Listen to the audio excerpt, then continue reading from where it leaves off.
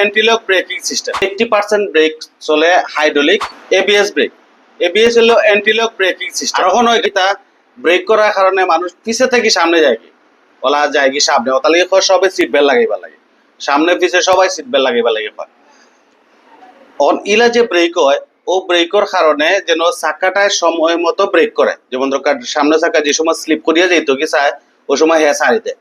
আবার যে চাকায় ওলা স্লিপ করিয়া যেত কি চায় ওলা ছাড়ি দেয়। ওলা কমান্ড দেয়, ইসিউ নামে একটা সেন্সর আছে, হে ওলা কমান্ড দেয়, কমান্ড দিয়া দেয় তো হের সময় মতো ধরে এবং কি ছাড়ে। ধরা ছাড়া সিস্টেমটা হইলো ওটা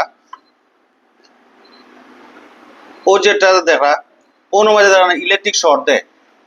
ইনো যদি কোনো সময় ইলেকট্রিক শর্ট দেয় তাইলে আমরা তো আর গাড়িকে বোঝার সুযোগ নাই, দেখলাম না সুযোগ নাই, যেহেতু চাকার ভিতরে এটা, তখন ড্যাশবোর্ডও ও বাতিটা জ্বলবো। ইনো যদি কোনো সময় ইলেকট্রিক শর্ট না দেয় তো আর এবিএস ব্রেকে কাজ করেন না। কাজ যদি না করে তখন যে ড্যাশবোর্ডও ও বাতিটা জ্বলবো। এই বাতি যদি চলন্ত অবস্থায় জ্বলে তাইলে বুঝতে হইব আমার এবিএস ব্রেকে কাজ করে না। এখন একটা গাড়ি যখন চলে 80% ব্রেক চলে হাইড্রোলিক আর 20% চলে এবিএস দিয়া। অন 20% ব্রেক যদি না চলে তাহলে গাড়ি চলবো না।